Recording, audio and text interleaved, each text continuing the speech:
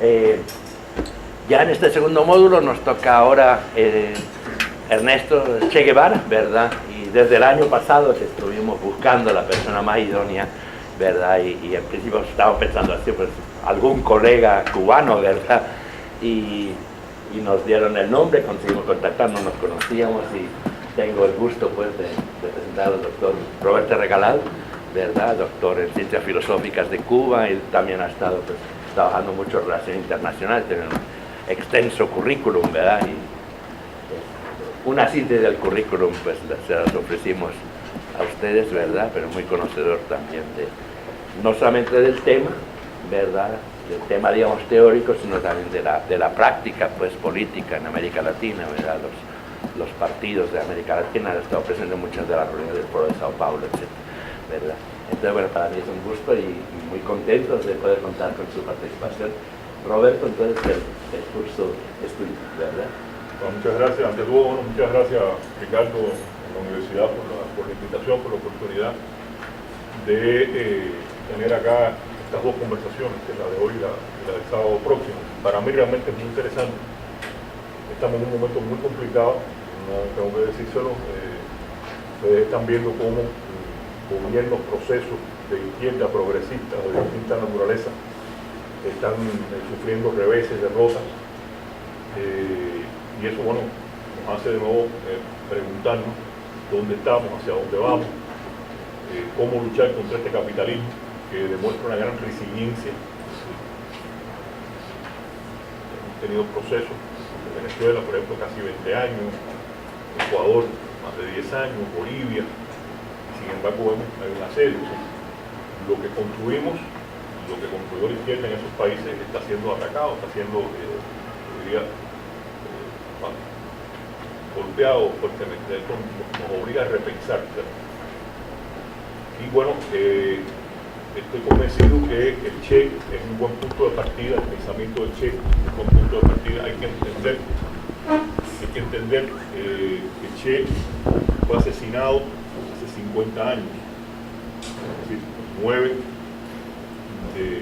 de octubre de 1967. Originalmente se pensó que fue herido, capturado, y se pensó que había sido asesinado el mismo 8 de octubre, por eso se conmemora, así que se había establecido la fecha de su muerte, el 8 de octubre, y años después se supo que en realidad, en efecto fue herido, fue capturado, pero fue asesinado al día siguiente, el día 9.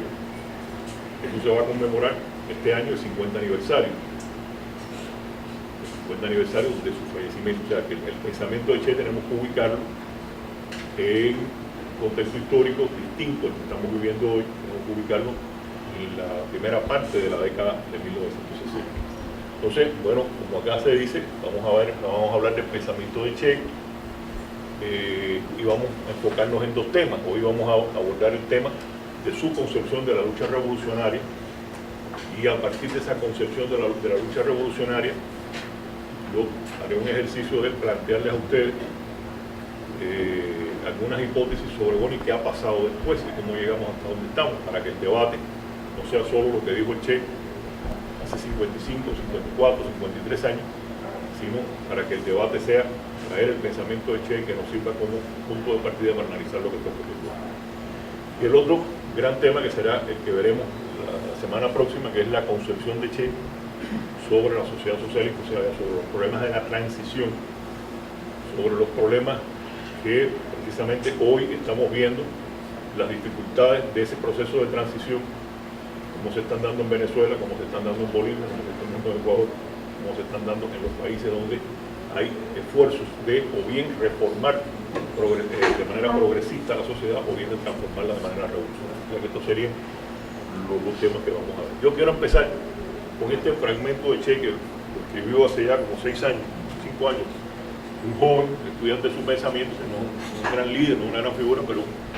que yo creo que es lo principal. O sea, vamos a leerlo detenidamente. O sea, el símbolo de Che atraviesa como ningún otro emblema las prácticas expresivas de una multiplicidad de movimientos sociales que toman como ejes fundamentales de su acción temas tan disímiles como lo rural, el campesino, la ecología, la deuda externa, la desmilitarización, la desprivatización, la diversidad sexual, los tratados de libre comercio, el agua, lo ético, la alimentación, lo cultural, lo identitario, lo estudiantil y lo juvenil, las aplicaciones de la ciencia y la tecnología. Esta inserción armónica del símbolo guevariano en movimientos vinculados con tan disímiles temáticas, esto es lo principal, muchas de las cuales no formaban parte del inventario público de las reivindicaciones sociales en el periodo histórico en que se ubica su acción y su pensamiento, es la comprobación más palpable de que Che resulta un símbolo vivo y por tanto dinámico. O sea, si nosotros vemos a Che, por ejemplo, su ensayo, puesto ahí, el socialismo y el hombre en Cuba, o sea, hoy diríamos el socialismo, el hombre y la mujer. El tema de género no estaba instalado en la conciencia social de la manera que lo está hoy, el tema del medio ambiente no estaba instalado de la manera que está hoy, el tema de la diversidad sexual en particular, no estaba instalado de la manera que está hoy. Y sin embargo, qué potente es la figura del Che, que quienes asumen, quienes defienden, quienes militan en esas causas lo asumen ahí como símbolo. Yo creo que esto es, yo diría, lo principal. No había esa conciencia de la defensa del medio ambiente, no había esa conciencia prácticamente de todos estos temas que están planteados. Y sin embargo, estas nuevas generaciones que no lo conocieron, quizás de él han visto su foto, quizás han leído algo, sin embargo lo asumen como referente. Bien. Che nace en 1928, es asesinado en 1967, a los 39 años. Quiero ubicar esto. Hablaba con el profesor Rivera, que ustedes están viendo la obra, el pensamiento de distintas personas, de distintas personalidades, de distintas figuras. En el caso de Lenin, decía el profesor Rivera, estábamos hablando de eso, bueno, la obra de Lenin está publicada por la editorial Progreso en 54 volúmenes. 54 volúmenes. La obra de Che, publicada por Casa de las Américas, en 2 volúmenes. También eran grandes, podríamos decir 4. O sea, hay que tener en cuenta eso. Che nace en 1928, asesinado en el 67, son 39 años de vida, y muere en el momento en que estaba en la plenitud de su capacidad de producción teórica y política. En un momento en que contrastaba los manuales soviéticos, los manuales de la época, con las obras de los clásicos, y elaboraba sus propios análisis, en especial sobre América Latina, Asia y África. Es decir, Che es una expresión viva de aquello que Gramsci llamó filosofía de la praxis, que no es una persona que está en un cubículo estudiando en su casa, en su oficina, en una biblioteca estudiando, sino que es una persona que está haciendo la revolución. Conocida la frase de Lenin, es preferible hacer la revolución que escribir sobre ella. Che es una expresión es un revolucionario que tiene una experiencia de lucha insurreccional en Cuba, que asume muy brevemente, un periodo muy breve, responsabilidades en el gobierno revolucionario de Cuba, y esas vivencias que tiene como luchador revolucionario y esa vivencia que tiene como dirigente de un gobierno revolucionario lo hacen ir a buscar en los clásicos una fuente teórica a partir de la cual ilustrarse. Entonces, el desarrollo del pensamiento de Che, de cambio social, la periodización que sobre el desarrollo de su pensamiento ha hecho el Centro de Estudios Che Guevara de La Habana, es la siguiente. O sea, hay una etapa formativa, 1944 a 1956, o sea, desde que él tenía 16 años empieza a leer, son sus primeras lecturas de Marx, Engels, Lenin, etc. De 16 a los 28 años, y ya lo que son las fases integradoras de su pensamiento, que es de 1956 a 1967, en que es asesinado. Insisto en la palabra asesinado, o sea, el Centro de Estudios Che Guevara insiste mucho en eso. Ellos dicen, bueno, se habla de que el guerrillero heroico murió en combate. Bueno, primero, a ellos no les gusta la figura de guerrillero heroico, sí lo fue, pero además de guerrillero heroico fue militante comunista, no miembro del Partido Comunista, sino comunista, del comunismo como ideología, fue dirigente de un proceso revolucionario, fue un estudioso, produjo cosas. Y segundo, él no murió en combate. Él lo capturaron herido y con su arma inhabilitada y lo asesinaron. Entonces, por eso el Centro de Estudios Che Guevara insiste en que no se diga que el Che murió en combate, el Che fue asesinado. Bien. Entonces, fases integradoras de su pensamiento, 1956, cuando tenía 29, 28, a los 39 años, él tiene una primera fase, a partir de su experiencia en la guerra revolucionaria cubana, donde de lo que habla básicamente es de la liberación nacional americana, lo que escribe, lo que estudia. Una segunda fase, donde ya se plantea, se da cuenta de que el proceso de transformación tiene que ser de todo el llamado tercer mundo, lo que en un momento se llamaba tercer mundo, Asia, África y América Latina. Y finalmente, ya en su madurez antes de irse a Congo y después a Bolivia, bueno, estamos hablando de la fase de cambio a escala global, que plantea la lucha revolucionaria a escala global.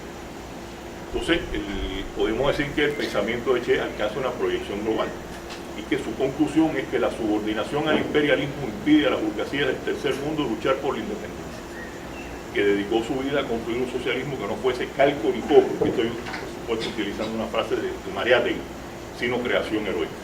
Es decir, hay que entender que Che está básicamente en debate con los partidos comunistas. Con la Unión Soviética, fue crítico del proceso soviético, en perspectiva constructiva, por supuesto, fue crítico del proceso soviético y fue crítico. También tuvo un gran debate con los partidos comunistas de la época, eso lo vamos a ver más adelante, así que sencillamente lo dejo planteado. Bien, la etapa formativa de la conciencia social y política de Che. 1944-1945, o sea, cuando tenía 16, 17 años, lee obras de Marx, Engels y Lenin y comienza a redactar un diccionario filosófico. 1947-53, de los 19 a los 25 años, está estudiando medicina. Él lee con amigos de la época, lee el Anti-Düring, lee el imperialismo, fase superior del capitalismo, lee el Estado y la Revolución. En 1951-52 hace un primer viaje por América Latina. Esos dos viajes que hizo por América Latina fueron para él esenciales, porque lo ayudaron a conocer la situación real del continente. O sea, ahí va a Chile, Perú, Colombia y Venezuela. Y ahí constata los efectos de la dominación colonialista, después neocolonialista, y bueno, en ese momento ya podríamos decir dominación imperialista. 1953-56, de los 25 a los 28 años, ya graduado de medicina, hace un segundo viaje por América Latina, que va a Bolivia, Perú, Ecuador, Panamá, Costa Rica, Guatemala y México. En este segundo viaje profundiza sus análisis sobre la dominación y el estudio de los clásicos y la cultura general. O sea, hay testimonio de personas que dicen, no, él, mientras estaba en Perú estaba leyendo esta obra, mientras estaba en Bolivia estaba leyendo esta obra. Entonces ahí emprende en esta etapa la lucha revolucionaria. O sea, en la estancia en Bolivia, en el año 53, él ve lo que fue, constata con sus propios ojos lo que fue la decadencia de la revolución boliviana de 1952. Ella, protagonizada por los mineros, la gobierna boliviana, asumida como el liderazgo del movimiento nacional revolucionario, la fuerza pequeña burguesa, que después no tuvo la solidez, la consistencia en las condiciones para sostener ese proceso revolucionario y terminó, digamos, entregando. A su paso por Costa Rica, él tiene un primer contacto con revolucionarios cubanos. Quiero puntualizar, el 26 de julio de 1953 se produce el asalto al cuartel Moncada por parte del movimiento revolucionario 26 de julio, dirigido por Fidel Castro. Esa acción fracasa.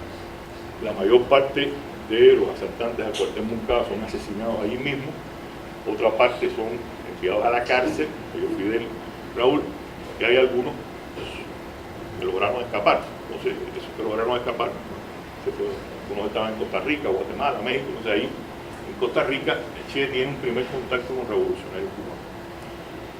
Después hace una estancia en Guatemala, años 53-54, ustedes seguramente saben. Ahí se produjo en el año 54 el derrocamiento del gobierno de Jacobo Arbenz. Ahí se tiene un segundo contacto con revolucionarios cubanos y lo frustra ver que un proceso de transformación social de orientación popular, bueno, fue derrocado por una acción, digamos, del imperialismo norteamericano, y que ese proceso no fue defendido por la gente. ¿Por qué la gente no salió a defender ese proceso? Curiosamente podríamos decir, bueno, lo que hicieron los Estados Unidos en Guatemala, el presidente era Dwight Eisenhower, hizo un esquema de derrocamiento un simulacro de insurrección del ejército, de las Fuerzas Armadas guatemaltecas, etc.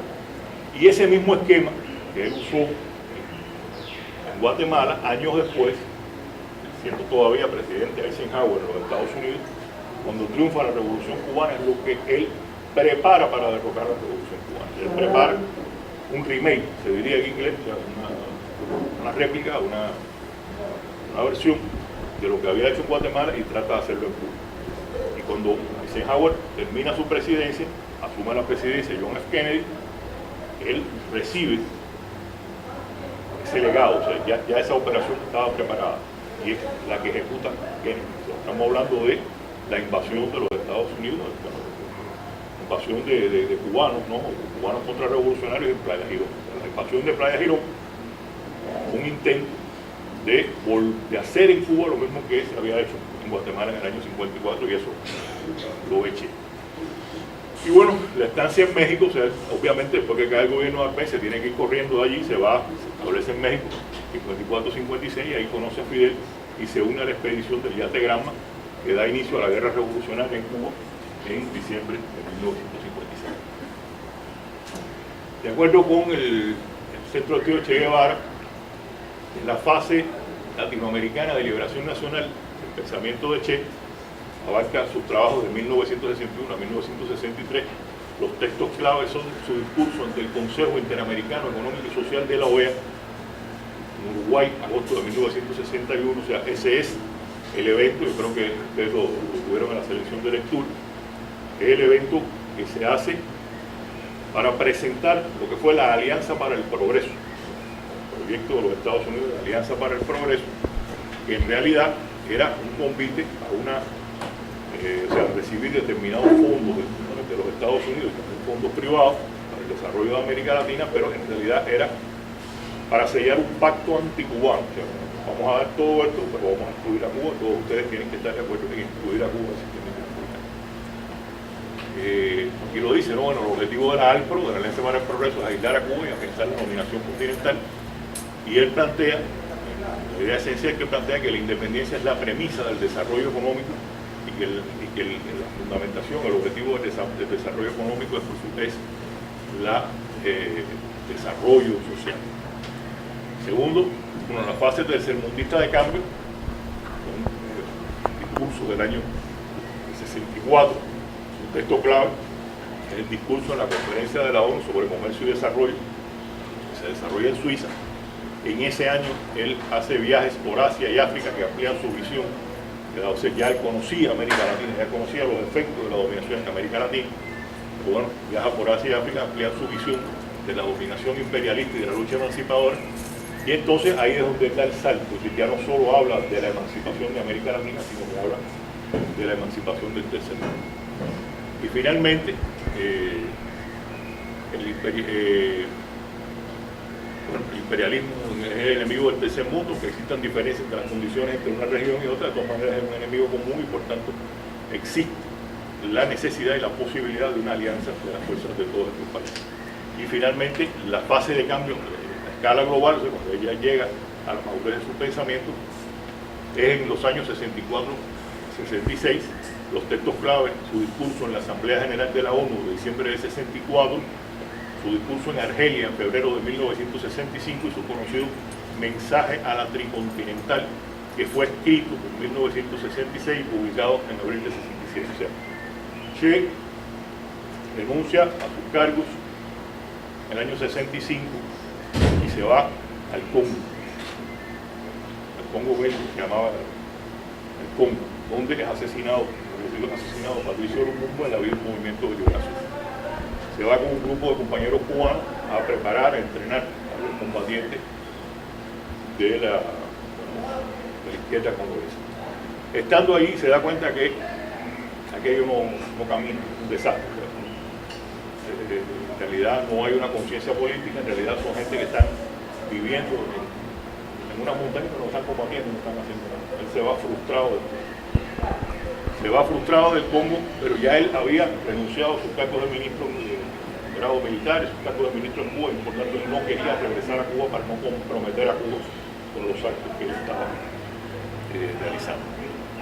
Y se va, se hospeda y cuando llega a Praga, en casa de un diplomático cubano, ahí está, pasa meses ahí, y ahí está escribiendo, trabajando, etc. Finalmente Fidel lo convence, a través de varios compañeros que fueron a hablar con él, que regresar a Cuba para prepararse hacia su nuevo destino político. Entonces, en este periplo, donde Che no está en la vista pública, estaba viviendo en casa, aquel compañero murió, José Luis Ojalvo, está en Cuba, incluso en contacto con la familia, con sus hijos, etc. Ahí, preparándose para ahí él elabora este mensaje a la tricontinental, y después ya estando en Bolivia se realiza la conferencia tricontinental, y entonces bueno, ahí es cuando se da a conocer este mensaje. Y entonces ahí es donde ya plantea que la lucha revolucionaria ha de ser mundial, y que bueno, su consigna de crear muchos Vietnam, que era en aquel momento el foco de lucha antiimperialista. Bien, vamos a entrar entonces al tema número 1. Vamos a ubicar al Che, tendría que decir a Fidel, o sea, no sobre Fidel, pero hubo una gran identidad de pensamiento entre ellos, por tanto, es justo decir que estamos hablando del Che y que lo que estamos diciendo del Che también es aplicable a Fidel. Vamos a ubicarlo en su contexto histórico. Vamos a ver el papel de Fidel y Che en la historia de la izquierda latinoamericana, y vamos a ver primero los antecedentes. Bueno, la izquierda latinoamericana, hoy conocemos, nace entre las últimas décadas del siglo XIX y las primeras décadas del siglo XX. Ese es el momento de formación. Sus componentes fundacionales son dos. Uno, las ideas y movimientos social populares autóctonos, es decir, cuando se produce la independencia de España, la independencia de América Latina, de España, bueno, y de Portugal en el caso de Brasil, se resuelve una de las dos contradicciones sociales, políticas, etcétera, que había en la región. Una era la contradicción entre metrópoli y colonia.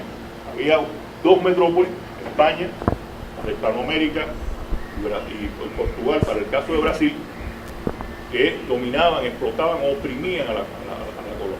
Y esa era una contradicción.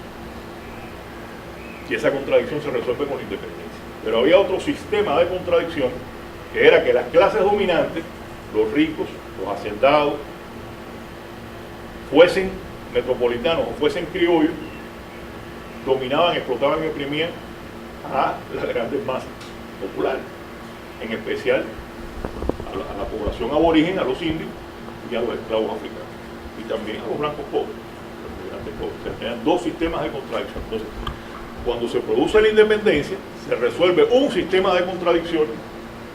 Se resuelve, no, tiene un desenlace, en realidad no se resuelve. Había una dominación colonial, y en lo adelante pasa a ser dominación neocolonial. Se pierde la independencia formal, pero siguen siendo países dependientes ya de metrópolis, ya no de metrópolis coloniales, metrópolis neocoloniales. Se conoce la independencia formal, pero siguen dominando, oprimiendo, exigiendo, etc. Entonces, tenemos un conjunto de causas y de movimientos que luchan por la satisfacción o por la solución de este otro sistema de contradicción. Sí, los negros dejaron de ser esclavos, se abolió la esclavitud, pero siguieron siendo discriminados, vapuleados, siguieron siendo y los indios igual. Bueno. Entonces hay un conjunto de contradicciones y de movimientos que siguen en lucha, que tienen sus propios pensamientos, sus propias acciones, sus propias ideas, sus propias formas organizativas. Y eso es una de las vertientes de lo que después sería la izquierda latinoamericana. Y vienen entonces también las ideas y formas organizativas de matriz europea.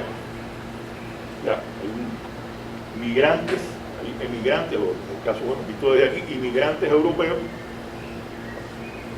todo el periodo tanto colonial como neocolonial, que vienen con sus ideas.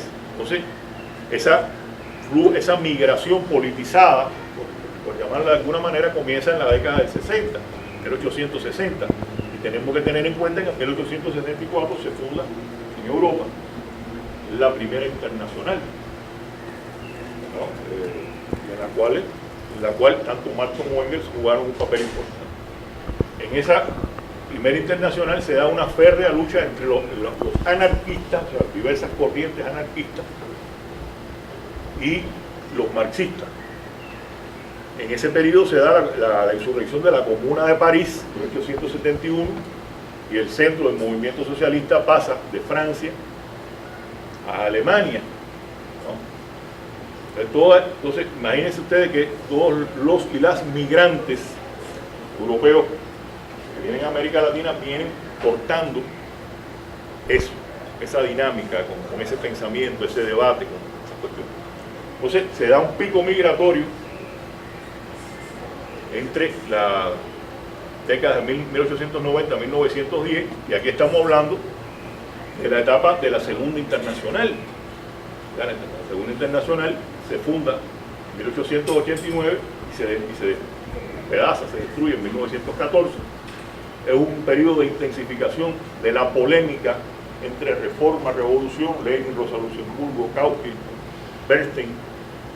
Se da la Primera Guerra Mundial, la Revolución de Octubre de 1917, y bueno, ahí se produce, precisamente con la ruptura de la Segunda Internacional, la bifurcación de la corriente socialdemócrata y la corriente comunista, de lo que había sido el movimiento socialista. O sea, todo esto es lo que traen las y los inmigrantes europeos. Entonces, Néstor Cohen ha estudiado, el filósofo argentino Néstor Cohen ha estudiado bien este periodo. Él habla de un largo, difícil y contradictorio proceso de acercamiento, convergencia, unidad y síntesis de los componentes autóctonos e inmigrantes. Los autóctonos estaban ahí, estaban insertados en la sociedad, los inmigrantes llegaban, se encerraban por lo general en colonias, con comunidades, gallegos, asturianos, franceses, italianos, no se interrelacionaban mucho, se encerraban ahí, y su tendencia era desconocer la realidad social y el pensamiento de los movimientos autóctonos, que no había relación entre ellos, y actuar con prismas europeos ajenos a las condiciones de América Latina. Venían aquí a tratar de hacer la revolución o transformar la sociedad de la manera en que habían tratado de hacerlo en sus países de origen. Sí, entonces, de las autóctonas, las corrientes de pensamiento autóctonas, podemos hablar del nacionalismo. El nacionalismo data precisamente de la fase en que se adquiere conciencia nacional americana, o sea, hispanoamericana, que se emprende la lucha contra el colonialismo, contra las metrópolis colonialistas. Pues se podrían decir muchas cosas, el libro escrito sobre ella, pero bueno, ahora tratar de muy sintéticamente definirla, bueno, aglutina a distintas clases y grupos sociales sin alterar las jerarquías, sobre la base de una identidad cultural y de objetivos compartidos. Vamos a transformar la sociedad. Entonces, bueno, los terratenientes, los burgueses, los trabajadores, los clases medias, todos vamos a estar juntos. Todos somos cubanos, todos somos salvadoreños, todos somos argentinos, y vamos a tratar de mejorar la sociedad. Ya a la altura de finales del siglo XIX surge el antiimperialismo, el precursor de esa corriente de pensamiento fue el cubano José Martí, porque Cuba tiene una situación peculiar. Fíjense que la independencia de América Latina, el proceso de independencia de América Latina en su conjunto termina por allá en 1824, 1825. Sin embargo, Cuba sigue siendo colonia de España hasta 1898. O sea que cuando nosotros hablamos, ustedes, por ejemplo, ustedes dicen, no, porque en la etapa colonial, bueno, pero la etapa colonial para los salvadoreños terminó en el primer cuarto del siglo XIX. Para nosotros la etapa colonial terminó prácticamente a finales del siglo XIX. O sea, es una constitución que Martí está luchando por la independencia de Cuba, pero ya está en una etapa del desarrollo del capitalismo que Bolívar no conoció. Bolívar no conoció el imperialismo, Marx no conoció el imperialismo, Engels no conoció Engels sí ya, ni saberlo. Entonces, Martí está en una lucha de liberación nacional que no solo está, como ya había ocurrido décadas antes en América Latina, luchando por la independencia, sino que además está luchando contra el imperialismo norteamericano que lo tiene al lado. 90 millas de distancia de las costas de Cuba. Además, Martí estuvo exiliado en los Estados Unidos durante 15 años. Conozco cómo es. Viví en el monstruo y conozco sus entrañas. Una frase de Entonces, el antiimperialismo, bueno, combate los monopolios y la dominación extranjera, reivindica la herencia prehispánica, aglutina movimientos populares de defensa de la soberanía, la independencia y el patrimonio económico nacional. Estos son movimientos, estoy hablando finales del siglo XIX, principios del siglo XX. Después viene el nacionalismo revolucionario, que es una fusión de nacionalismo y antiimperialismo.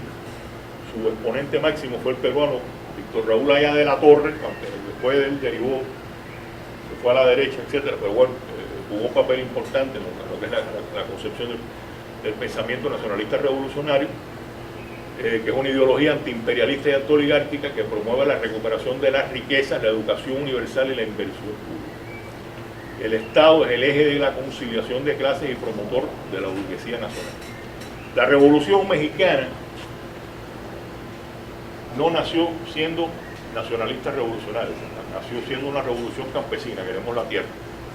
Pero después que es derrotada la Revolución Mexicana, y que por supuesto tiene una influencia importantísima en lo que ocurrió en México con posterioridad a la Revolución, ahí podemos ver el exponente más acabado, Vasconcelos en educación, es decir, un conjunto de políticas de los primeros gobiernos mexicanos posteriores a la Revolución que inspiran en el nacionalismo revolucionario. Ya de eso no queda nada. Si ustedes ven al embajador de México en estos momentos hablando en la OEA sobre el tema de Venezuela, ustedes verán que no queda nada de aquello, no queda nada de la doctrina Estrada. La doctrina Estrada fue una doctrina que México adoptó a raíz de las reiteradas intervenciones de los Estados Unidos militares en sus asuntos, del despojo de que fue objeto por parte de los Estados Unidos de la mitad de sus territorios. Y la doctrina Estrada dice, bueno, para nosotros protegernos de los Estados Unidos, nosotros no aceptamos intervención en los asuntos internos de ningún país y nosotros no vamos a intervenir en los asuntos internos del país. Por ejemplo, cuando la OEA le dice a sus países miembros que tienen que romper relaciones con Cuba en el año 1964, el gobierno de México fue el único que se negó. No se negó porque simpatizara con la revolución cubana, se negó en virtud de la doctrina Estrada. Y insisto, si ustedes ven las declaraciones del embajador de México, Consejo Permanente de la OEA, los días que se ha debatido el tema de Venezuela, ustedes verán que no queda absolutamente nada. Bien, de matriz europea tenemos el anarquismo, distintas formas de organización de cooperativas, comunitarias, mutualistas, opuestas a la organización y la lucha política de las filiales de la Primera Internacional. Ya hablamos de la Primera Internacional, o sea, de 1864 1876, solo una era marxista, o sea, la mayoría de los inmigrantes europeos que vinieron en ese periodo eran anarquistas, no eran de las corrientes socialistas, y de las corrientes socialistas solo uno se organizó de acuerdo con la ideología de banda. Además profesaban el anarquismo rotundo. Socialismo, corrientes diversas cuya característica común es la promoción de enfoques sociales opuestos al individualismo liberal burgués. O sea, cuando hablamos de socialismo no estamos hablando necesariamente del socialismo de la Unión Soviética o el socialismo de Cuba, estamos hablando de diversas formas. Todo el mundo sabe, bueno, los clásicos, tres fuentes y tres prácticas integrantes del marxismo, donde había distintos, lo que en aquel momento se llamaron socialismo utópico, que había socialismo de distintas naturalezas, y bueno, esos tuvieron influencia. En realidad, insisto, los inmigrantes que venían de una tradición marxista fueron mínimos. Bien, a partir de la Revolución de Octubre de 1917 en Rusia, ahí sí ya hay un mayor predominio y hay una mayor polarización entre las corrientes del movimiento socialista, las corrientes que se bifurcan, o sea, la corriente comunista y la corriente socialdemócrata. Seguimos. Bueno, aquí me remito a Néstor Cohen, insisto, él tiene muy bien estudiado este periodo, y él dice que ese proceso difícil, complejo, avances y retrocesos de convergencia entre las corrientes autóctonas y las corrientes de matriz europea finalmente logra un punto de unidad en la década, finales de la década de 1920. Y símbolo de esa confluencia, de esa convergencia, es esta figura, o sea, José Carlos Mariátegui en Perú, que es antiimperialista y es comunista. Julio Antonio Mella en Cuba, que es antiimperialista y es comunista, o sea, una corriente autóctona, el antiimperialismo, y una corriente que viene de Europa, el comunismo. Se fusionan, son ellos. Y en el caso, y el otro es Farabundo Martí. Bueno, todas y todos aquí sabemos que Farabundo no tiene obra escrita, Farabundo lo asesinaron también muy joven. Pero si nosotros vemos la trayectoria de Farabundo, vemos que en él también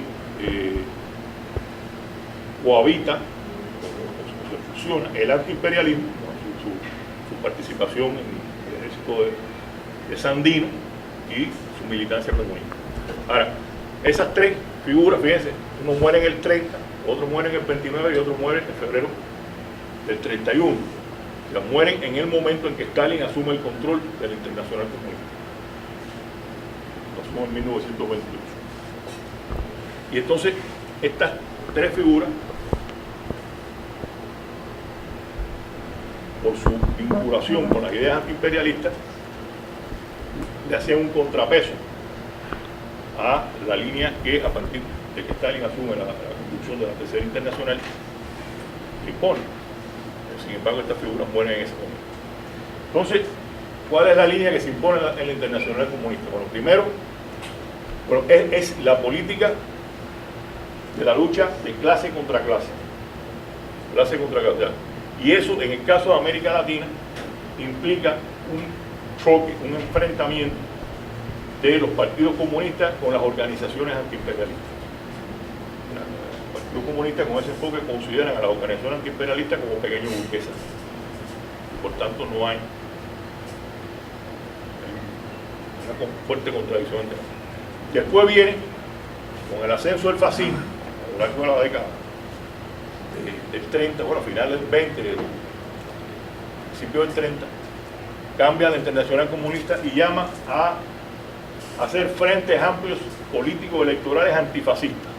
Vamos a luchar contra el fascismo. Tenemos que aliarnos con las bases del movimiento de rock. Pero ¿qué implica esto en América Latina? Implica que entonces los partidos comunistas están tratando, en Cuba decimos, serrucharle el piso, que están tratando de captar a las bases de las organizaciones antiimperialistas. No van a unirse, a hacer una alianza, a buscar unidad con las organizaciones antiimperialistas, sino a tratar de llevarse sus bases. Por supuesto, hay una contradicción. Y finalmente viene la política de frentes amplios por arriba, con las fuerzas burguesas, que también son rechazadas por las fuerzas antiimperialistas. Eso es, a grandes rasgos, digamos, las características de lo que fue la interacción entre elementos autóctonos y elementos de matriz europea durante las décadas de 20, 30, 40, 50. La política de frentes amplios dio ciertos resultados antes y durante la Segunda Guerra Mundial. O sea, durante la Segunda Guerra Mundial hubo una alianza, Unión Soviética, Estados Unidos e Inglaterra. Y eso hizo que las relaciones, bueno, que las directrices emanadas de la Tercera Internacional fueran: hay que bajarle el tono, hay que bajarle el perfil a la lucha antiimperialista, hay que bajarle el tono a la lucha contra la burguesía, hay que buscar alianza con las fuerzas burguesas. En América Latina impactó mucho, bueno, los Estados Unidos, una cosa que se llamó el Browderismo. Air Browder era el secretario general del Partido Comunista de los Estados Unidos en aquel momento. Y bueno, Browder, siguiendo la política de la internacional, llama a la consolidación de clases. Y eso tiene un fuerte impacto en los partidos comunistas de América Latina de la época.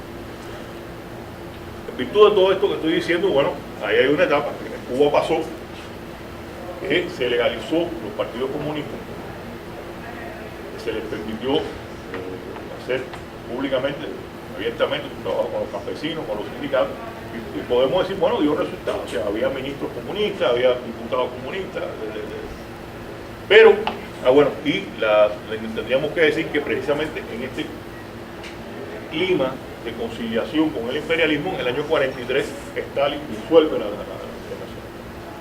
Sin embargo, los partidos comunistas siguen manteniendo aquella línea. O sea, ya no existe la internacional, pero bueno, sigue siendo la Unión Soviética el referente, por tanto, se sigue desarrollando. Entonces, ¿qué pasa? Que después de la guerra, 1946, abril del 46, oficialmente estalla la Guerra Fría. Entonces ya estos gobiernos que, en virtud de la situación preguerra y durante la guerra, habían tenido cierta relación menos contradictoria, que habían permitido a los partidos comunistas ocupar determinados espacios, entonces cierran y viene una represión brutal. Y entonces, ahí, en ese periodo, es que se ubica el pensamiento de Fidel y de Che. O sea, y todo el debate que vamos a ver hoy, pero también sobre todo el debate que vamos a ver la semana próxima, de Che, cuando en su concepción de la lucha y en su concepción de la transición al socialismo y al comunismo, él está en realidad debatiendo con los partidos comunistas, él está realmente debatiendo críticamente con la Unión Soviética. Entonces, ¿cuál es el papel de Fidel y Che en la historia de la izquierda latinoamericana? Bueno, que reencarnan aquella síntesis de antiimperialismo, corriente matriz autóctona, marxismo y leninismo, matriz europea, que murió con Mariátegui, con Mella y con Farabundo. Ellos reencarnan a Mariátegui, reencarnan a Mella, reencarnan a Farabundo. Ese es el papel, yo diría. Bien, entonces, en América Latina, esto es una caricatura, estoy hablando muy rápido, pero tendríamos que decir, bueno, que el nacionalismo, el antiimperialismo, el nacionalismo revolucionario, el socialismo y el comunismo, todo eso que hemos hablado, coexisten, compiten e interactúan entre sí en todas las luchas reformadoras y revolucionarias, tanto unas como las otras, de toda esta etapa. Estamos hablando de la década del 10, del 20, del 30, del 40, del 50. Eso, y muchas veces quienes han estudiado así lo dicen, bueno, sí, aquí están estas personas, estos obreros, estas mujeres, estos campesinos, están luchando. ¿Qué piensan? Bueno, muchas veces había influencia un poco de todo. Y quizás así sea en la realidad incluso hoy, hay un poco, bueno, hay influencia de todo, no necesariamente, no, yo soy marxista, leninista, guevariano, el otro, no. Bien, entonces, la reforma social, vamos a referirnos ahora a lo que podrían ser las contrapartes latinoamericanas de lo que pasó en Europa. Bueno, en Europa hubo esa bifurcación, socialdemocracia por un lado, comunismo por el otro. La socialdemocracia se propone en sus orígenes transformar paulatinamente a la sociedad. Algunos, bueno, la socialdemocracia tiene diversos orígenes. Hay una parte que viene del marxismo y una parte que viene, otras partes que vienen de otras corrientes, el fabianismo, ¿verdad? Y se pensaba, en sus inicios, que el capitalismo, al desarrollarse cada vez, iba a alcanzar un nivel de desarrollo tal donde él mismo se iba a convertir en socialismo, porque iba a tener tanta riqueza que se iba a socializar. Sabemos que no es así. Sabemos que no es así. Sabemos que para que haya un millonario tienen que haber millones de pobres. Si no, si todos fuéramos millonarios, ¿quién trabaja? Entonces, en el caso de América Latina, no hubo, como en Europa, un nivel de desarrollo económico, político, social y cultural que permitió que, sin trascender los límites del capitalismo, sin entrar en contradicciones con el capitalismo, en algunos países hubiese una reforma social progresiva. Hay estudios que dicen, bueno, el estado de bienestar, el llamado estado de bienestar europeo de la posguerra. Bueno, realmente el estado de bienestar europeo de la posguerra respondió a un nivel de desarrollo del capitalismo. O sea, Carlos Vila, investigador argentino, dice, bueno, correcto, había grandes programas sociales, había educación gratuita, salud gratuita, todo eso, pero ¿por qué no había? Bueno, hay en ese momento un auge de la economía capitalista, crecimiento expansivo de la economía capitalista. Eso quiere decir que la mercancía, fuerza de trabajo, era cara. Contratar un obrero, una obrera, era caro. Entonces, el obrero, el capitalismo, hay una cosa que se llama costo de reproducción de la fuerza de trabajo. Costo de la reproducción de la fuerza de trabajo quiere decir que el obrero o la obrera tienen que ganar lo suficiente para alimentarse, para ir al médico, para vivir, y además para mantener a los obreritos y los obreritas futuros, o sea, los niños. Entonces, Vilas dice, bueno, en las condiciones de la Europa occidental de posguerra, era negocio para los capitalistas que el Estado, con los impuestos que recaudaba de toda la sociedad, hubiera una parte de los costos de reproducción de la fuerza de trabajo, o sea, que hubiera salud gratuita, que hubiera educación gratuita, y que hubiera determinadas cosas, porque entonces ya eso le permitía bajar el salario al obrero. Y en definitiva, esta educación gratuita estaba dando con impuestos que sí el capitalista pagaba, pero los pagaba con muy poquito. Entonces, que tiene una razón histórica. Pero nada de esto se dio en América Latina, o sea que en América Latina nunca hubo condiciones para que fructificara un proceso de transformación socialdemócrata. No la hubo. Entonces, ¿dónde hubo reforma social progresista? Bueno, hubo reforma social progresista en dos países donde yo diría que por accidente, por tradición, idiosincrasia, por un conjunto de cosas, y también por su desarrollo económico relativo, funcionó la democracia burguesa, con Chile y Uruguay. En Chile y Uruguay, desde finales del siglo XIX y durante la mayor parte del siglo XX, funcionó la democracia burguesa al estilo de Francia, de Suiza. Cuidado, en 1973, cuando la izquierda en Chile y Uruguay, que sí, se le permitía participar en las elecciones, tener senadores, tener diputados, tener alcaldes, pero en el año 73, cuando Allende gana el gobierno, ahí vieron golpe de Estado. La democracia burguesa funcionó, mientras tanto la izquierda estuvo en la oposición. Ya cuando llegó el gobierno, ya se acabó la cosa. En el caso de Uruguay, incluso el golpe fue antes del de Chile, cuando surge el Frente Amplio.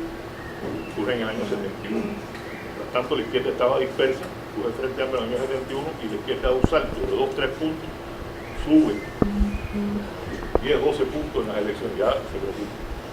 Es decir, que la democracia burguesa en estos dos países donde funcionó, lo hizo mientras la izquierda no fue una amenaza, cuando se convirtió en una amenaza, dejó de funcionar.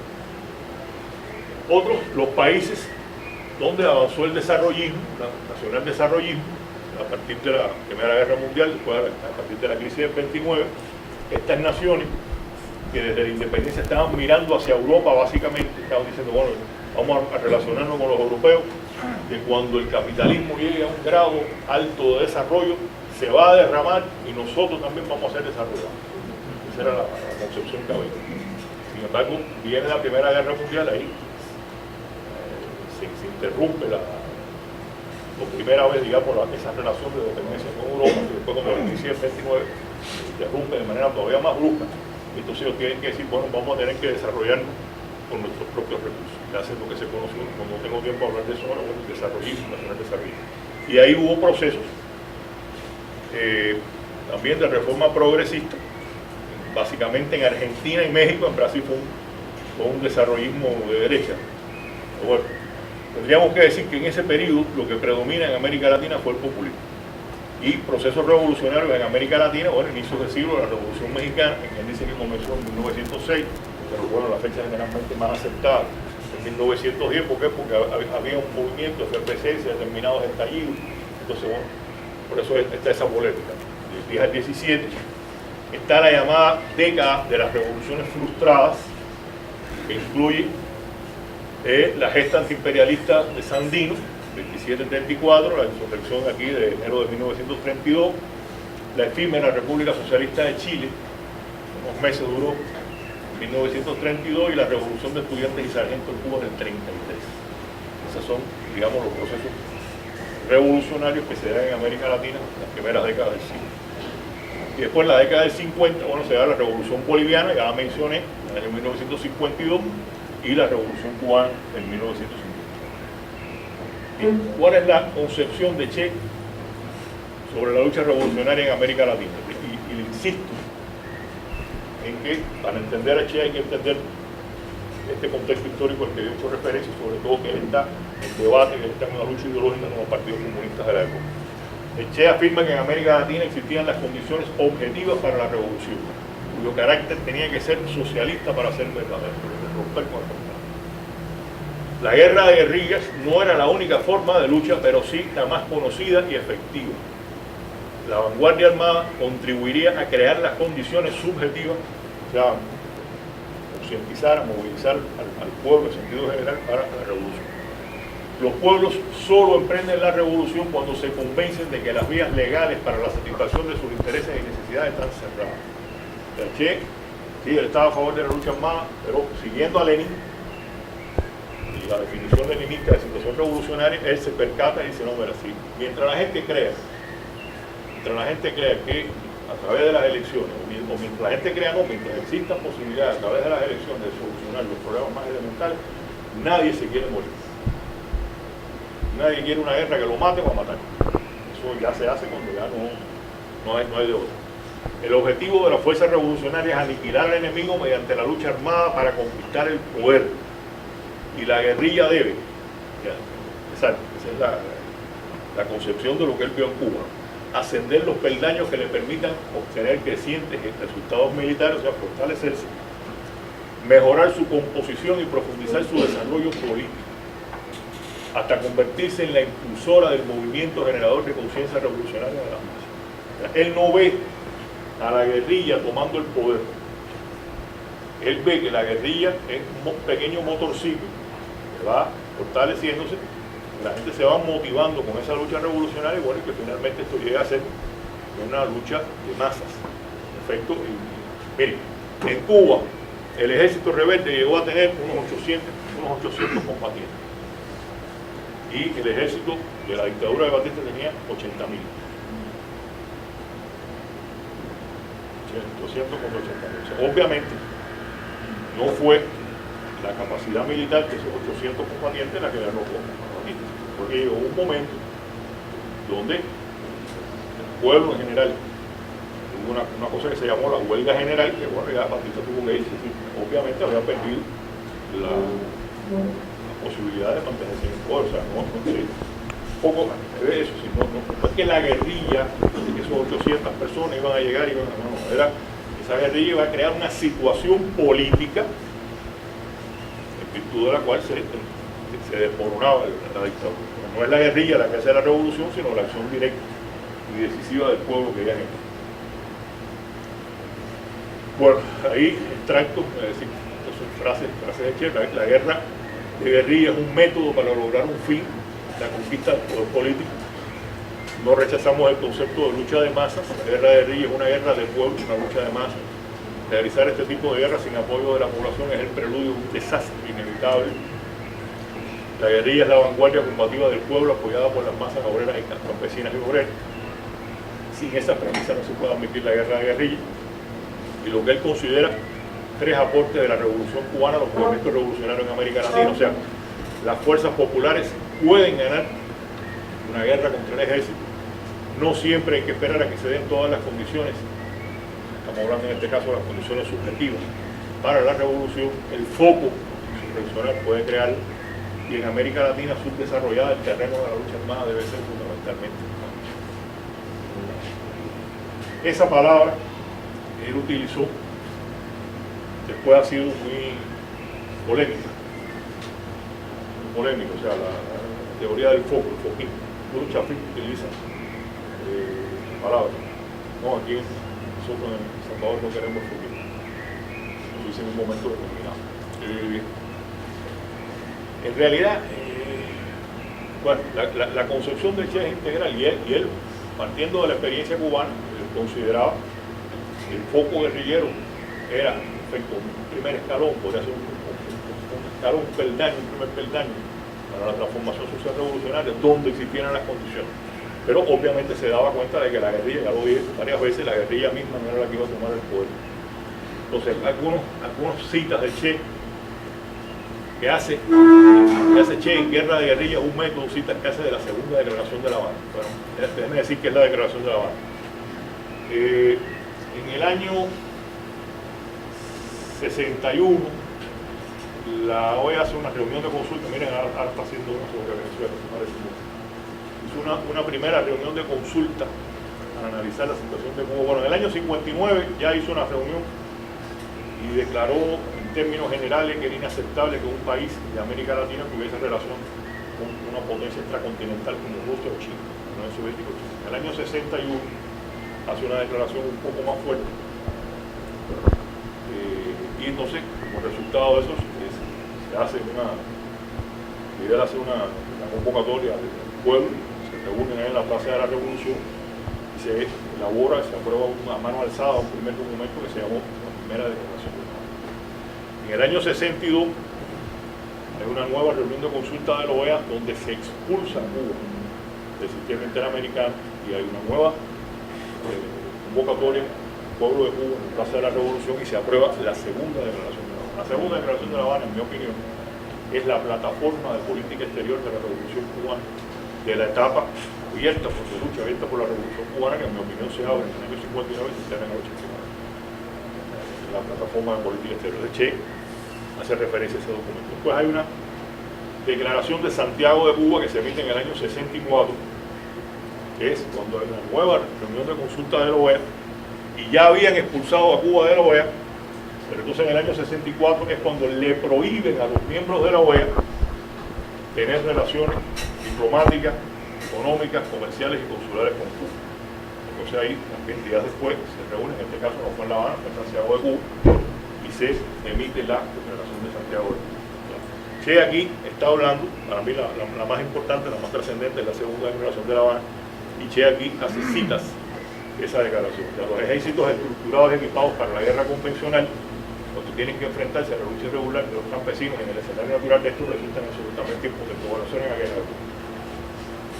Ya sabemos que después de eso ha habido un perfeccionamiento de la táctica, de la doctrina de la contrainsurgencia.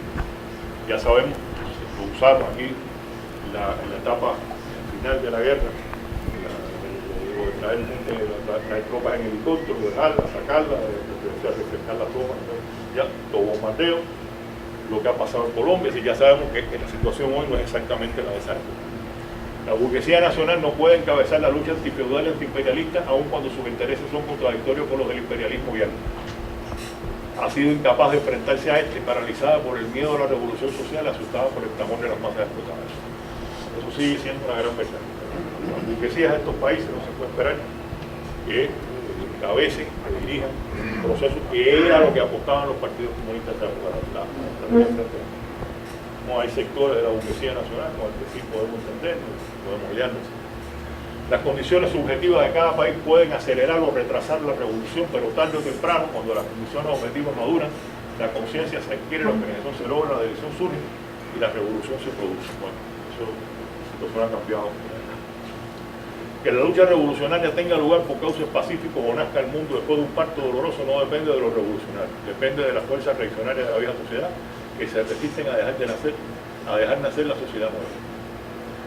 Y en muchos países de América Latina la revolución es hoy inevitable, ese hecho no lo determina la voluntad de la nación. Esto es la forma en que Che veía las cosas en el mundo. Bien, entonces vamos a ver algunas ideas generales sobre la concepción de Che, la lucha revolucionaria, que es emblemática de la etapa abierta por la Revolución Cubana. ¿Quieres después lo discutimos?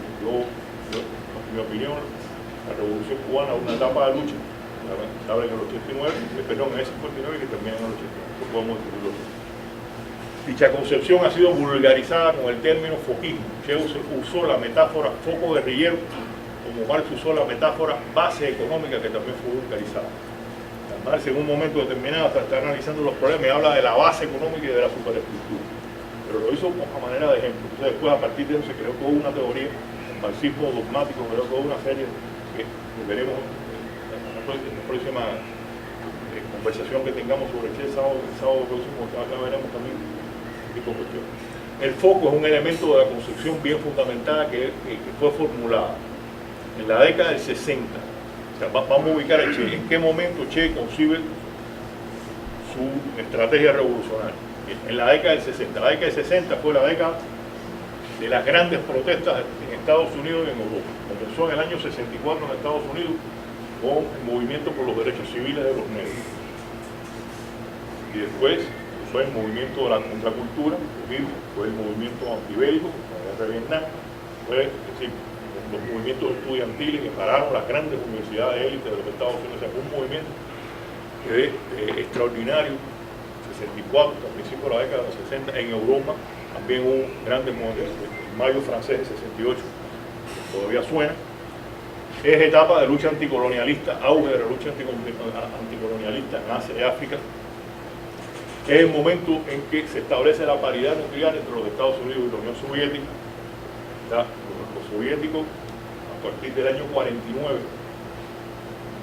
ya desarrollan la bomba atómica, la tienen, y en el año 59 ellos lanzan el Sputnik, el primer satélite artificial.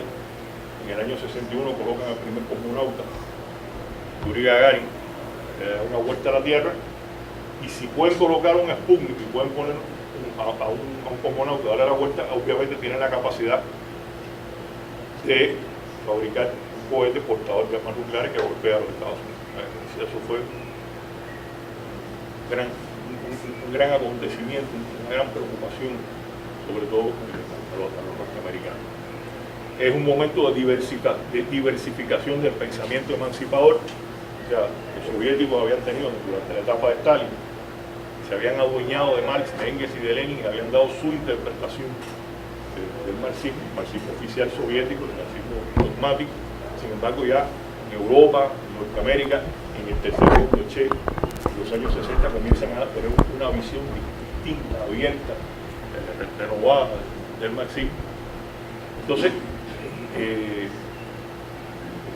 esa producción teórica y política de Che se da en lucha ideológica con la estrategia de frentes amplios de los partidos comunistas, ya que lo mencioné, y se da en un momento en que el imperialismo apenas comenzaba, el imperialismo norteamericano apenas comenzaba a estudiar las experiencias del imperialismo francés en Indochina, las técnicas contrainsurgentes, las doctrinas contrainsurgentes de los franceses en Indochina, y a aplicarlas y desarrollarlas en América Latina. O sea, por eso hablé o hice el comentario cuando el Che dice, no, los ejércitos convencionales no están preparados para luchar con la guerra guerrilla. No lo estaban en aquel momento, pero después sí lo estuvieron. Entonces, la etapa de lucha abierta por la Revolución Cubana está caracterizada por un enfrentamiento violento entre las fuerzas oligárquicas y populares, el auge de la lucha insurreccional, que en algunos casos tiene como meta la revolución socialista y en otros solo la reforma progresista del capitalismo. Aquí quiero entrar, sí, voy a parar un momentito. ¿Qué quiero decir con esto? Miren, generalmente se asocia a la revolución armada con la lucha por la transformación social revolucionaria, por el socialismo. Pero si nosotros partimos de la premisa de que en América Latina no había condiciones para una reforma social progresista, entonces tenemos que entender que fuerzas, personas que no querían una revolución, sino que solamente querían una democratización, gente que estaban luchando contra la dictadura, no necesariamente a favor del socialismo, bueno, pues también se vieron obligadas a entrar a la lucha armada. Entonces eso se dio en todas partes, aquí se dio, y eso es lo que explica que después de los acuerdos de paz, el FMLN se dividiera, hubiera articular dos organizaciones y muchas personas que dijeron, no, ya nosotros llegamos a lo que queríamos. Nosotros lo que queríamos era acabar con la dictadura. Lo que queríamos una democracia burguesa, por tanto ya nosotros nos separamos. Eso pasó en Cuba también. Cuba, después del triunfo de la revolución, el movimiento 26 de julio tenía un ala izquierda, estaba Fidel, estaba Raúl, estaba el Che, pero tenía un ala de centro y un ala de derecha. Y también después del triunfo de la revolución cubana, eso lo veremos un poco más en detalle el sábado que viene, hay esa misma bifurcación. O sea, hay gente que en el primer gobierno revolucionario, el presidente, el primer ministro, bueno, pero que a los meses era cuando vieron reforma agraria, le están dando la tierra a los campesinos, reforma urbana, le están dando la vivienda a la gente, salud gratuita, no. Y se fueron, o sea, eso tenemos también que entender. Entonces, en esta etapa predominaba la asociación entre revolución socialista como objetivo y lucha armada como forma de lucha y reforma progresista como objetivo y competencia electoral como forma de lucha. Pero No obstante, había, que es lo que acabo de decir, fuerzas con objetivos revolucionarios que practicaban la lucha electoral.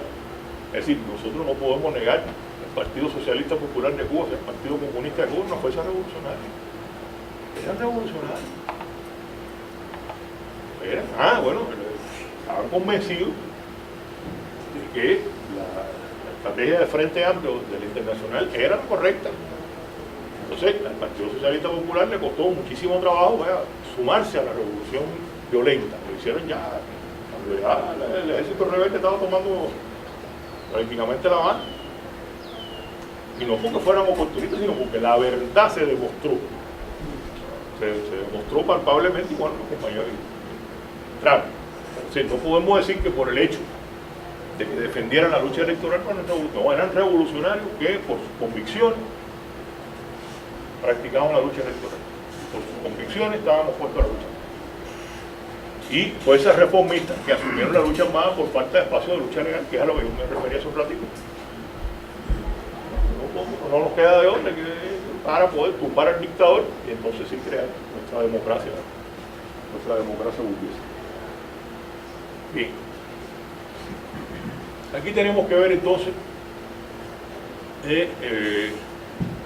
un elemento principal, yo lo decía, o sea, en el momento en que Che está escribiendo, está concibiendo, él no prevé, no tenía elementos para prever lo que iba a ser la doctrina contrainsurgente del imperialismo norteamericano. Entonces tenemos que en 1964, en abril de 64, se produce el golpe de Estado en Brasil contra el presidente João Goulart. Entonces, en ese momento ya triunfó la Revolución Cubana, hay brotes insurgentes por otros lugares. El presidente Johnson establece lo que se conoce, aunque la redundancia, como la doctrina Johnson.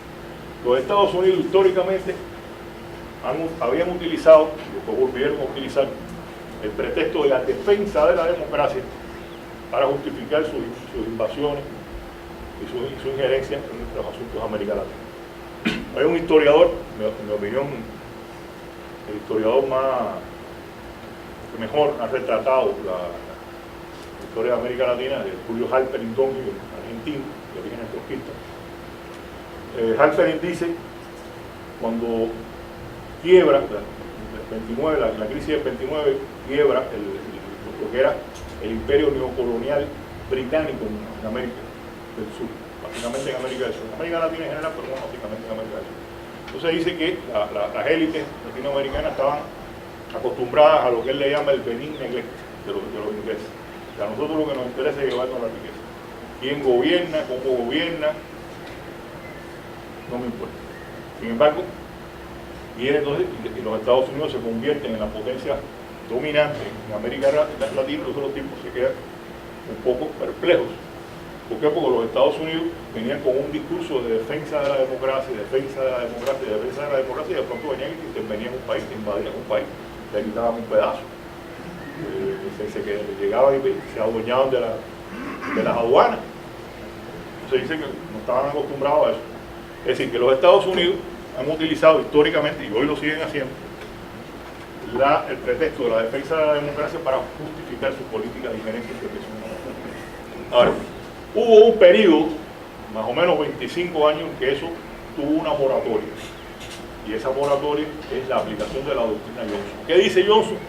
A partir del golpe de Estado en Brasil, en abril de 1964, dice: Estados Unidos prefiere tener aliados seguros a vecinos democráticos. Si es aliado mío, no me importa que sea dictador, no me importa que mate gente, y esa es la doctrina Johnson. Entonces, esa doctrina Johnson se aplica a través de las dictaduras en el cono sur, o sea, lo que en América del Sur, sobre todo en el cono sur, las llamadas dictaduras militares de seguridad nacional, que utilizan la capacidad represiva de las Fuerzas Armadas, de los cuerpos policiales latinoamericanos para, entre 1964 y 1980, su objetivo era destruir a las fuerzas políticas y sociales capaces de oponerse al incremento de su dominación, en particular a las fuerzas de izquierda. Y a partir de 1981, cuando se eligen cuando Ronald Reagan es electo a la presidencia, se le asigna a esos estados de seguridad nacional una segunda función. Esa segunda función es eliminar los vestigios del desarrollismo, yo mencioné el desarrollismo, eliminar los vestigios del desarrollismo e imponer la transnacionalización neoliberal. Ya no es solo un gobierno militar, un Estado de seguridad nacional que reprima a la izquierda, es un Estado de seguridad nacional que va a reprimir a la izquierda y que va a reprimir y va a desaparecer del mapa a los sectores de la burguesía que están orientados al mercado interno. Hay que desaparecerlos también. Y de lo que se trata entonces es imponer el modelo neoliberal. Entonces, vale la pena mencionar los casos. Brasil, ya lo dije, es el prototipo de dictadura militar de seguridad nacional que después se aplicó en otros países. Chile, 73, la dictadura de Pinochet fue el primer gobierno del mundo que implantó el neoliberalismo antes, en Estados Unidos, antes que en Inglaterra, pionero. Y a partir de la implantación del neoliberalismo en Chile, se da el mito del milagro económico. El milagro, ustedes, los jóvenes no, pero los mayorcitos que no lleguen a tener mi edad, recordarán que se hablaba mucho del milagro económico chileno. Y el milagro económico chileno, bueno, después podemos hablar de eso. Y en Argentina es importante porque Argentina se dedicó a exportar. O sea, aquí hubo, en Guatemala, asesoría militar argentina. Técnicas de contrainsurgencia, y cómo dar el golpe de Estado, y cómo hacer eso. La modalidad de Centroamérica fue de estados contrainsurgentes, con gobiernos civiles de fachada de la política insurgente de los Estados Unidos. Fue el gobierno de Guatemala. Era un gobierno demócrata cristiano, una corriente, bueno, centro-derecha, respetable, digamos, lo que en el caso de Centroamérica se utilizó como cobertura. Pasó Córdoba en Honduras, Duarte acá en El Salvador y Vinicio Cerezo en el caso de Guatemala. Bien, vamos a entrarle ahora al tema de la revolución y la reforma. De acuerdo con su contenido y alcance, hay dos clases de revolución. La revolución política, que reemplaza a un sistema político por otro dentro del mismo sistema social, o sea, hay una dictadura y hay un proceso, bueno, establecido una democracia burguesa. Yo diría, en mi opinión, lo podemos discutir, que en Venezuela, en Bolivia y en Ecuador se han producido revoluciones políticas. Ya han cambiado, hubo nuevas constituciones, hay nuevas constituciones, un nuevo sistema jurídico, legal, político, etcétera, donde las reglas del juego han cambiado. Ya no es la misma democracia burguesa de antes. Sigue siendo democracia burguesa, pero ya no es la misma de antes. Yo diría que eso podemos discutir, hay una revolución política, no una revolución social. No se abolió las relaciones capitalistas de producción, no se abolió la propiedad privada. No se impuso la socialización de la producción como criterio fundamental. Es una revolución política, no una revolución social. Y bueno, revolución social que sustituye las relaciones de propiedad por otras, relaciones capitalistas por relaciones socialistas. Por eso yo, en mi opinión, eso es debatible. Es debatible. Yo creo que ha habido una revolución política, no social. Bueno, Álvaro García Linera en determinados momentos habló de que en Bolivia había una revolución social. Después, yo digo, no, es verdad, esto es solo política. Y de acuerdo a sus métodos también, por lo menos teóricamente, hay dos tipos de revolución. O sea, una ruptura tajante con el sistema social imperante que incluye la conquista del poder mediante la insurgencia revolucionaria, la sustitución inmediata del Estado burgués por un Estado revolucionario, en el caso de la Revolución Rusa, la Revolución China, la Revolución Vietnamita, la Revolución Cubana, la Revolución Coreana, y rupturas parciales sucesivas con el sistema social imperante que desembocan en un nuevo sistema social, lo que implica un desmontaje progresivo del Estado burgués y la construcción también progresiva del Estado revolucionario. O sea, volvemos, sí. Entonces tendríamos que, esto podemos debatir, pero bueno, podríamos plantear la hipótesis de que en Venezuela, en Bolivia, en Ecuador, se ha producido una revolución política, ¿no? Y que como método es una revolución que no es una ruptura tajante con el sistema, sino una revolución de rupturas parciales sucesivas que puede, que quizás una parte de su dirección o su dirección fundamental, la considera como revolución social en potencia, así como rupturas parciales sucesivas que esa revolución política la van a convertir en algún momento en revolución social. El método por ruptura tajante o por ruptura parcial sucesiva no depende de la preferencia de las y los revolucionarios, eso está claro, sino de que existan condiciones para uno o la otra. La opinión de Che en el momento histórico que a él le tocó vivir era que la revolución latinoamericana tenía que ser social, o sea, no política, una revolución social y por ruptura tajante. Seguimos. Vamos a ver la reforma. De acuerdo a los objetivos finales hay dos clases de reforma. La reforma como estrategia transforma el orden político social sin revolucionar sus fundamentos ni atentar contra las relaciones de propiedad, poder existente, reforma progresista. Y la reforma como táctica, que entonces, si la vemos como táctica, es un componente del proceso, del concepto, perdón, de revolución como proceso de ruptura parcial del orden fiscal. Pues vemos Venezuela, Bolivia, Ecuador. Ahí está reformando, y esa reforma tiene la intención de ser las rupturas parciales sucesivas que eventualmente llevarían a una nueva sociedad. De acuerdo con su contenido y alcance, hay dos clases de reforma: la reforma política, que se limita a aspectos del orden político institucional, y la reforma social, que abarca aspectos del orden social como la asimilación de la demanda de los grupos subordinados a la distribución de la riqueza. De acuerdo a su orientación ideológica y política, hay dos clases de reforma. La reforma progresista, que busca una mayor redistribución de la riqueza y asimilación de demandas sociales, y la reforma reaccionaria, que busca una mayor concentración de la riqueza y a menor asimilación de demandas sociales. O sea, como hablando aquí, el neoliberalismo es una reforma social reaccionaria. La opinión de Che en el momento histórico que le tocó vivir era que la reforma en cualquiera de sus acepciones no solucionaría los problemas de América Latina, y que mientras un pueblo crea posible una reforma no hay condiciones para la revolución. Sí, veamos la lucha más revolucionaria. Podemos hablar de que durante la etapa histórica abierta por la Revolución Cubana, en 1989, lo que se produjo fue flujo y reflujo de la lucha armada. 59-60 son los primeros brotes fallidos. Ahí salió, todas las expediciones salieron de Cuba, incluso sin mucha autorización, eran gente entusiasta que acababan de salir de la guerra revolucionaria, y unos arrancaron para Nicaragua, los otros arrancaron para República Dominicana. En el caso de Nicaragua fue la famosa guerrilla del Chapacay. 66-67, bueno, Che funda en Bolivia una escuela de jefes guerrilleros que pronto fue aniquilada. En realidad Che fue a Bolivia no a hacer una guerrilla boliviana para tomar el poder Bolivia. Esa no era la idea. La idea de Che, ustedes vieron los documentos de Che, era esa de crear dos, tres, muchos milagros. Entonces la idea de Che era, bueno, Bolivia es un país que tiene fronteras con casi todos los demás países de América del Sur. Un país no tiene más.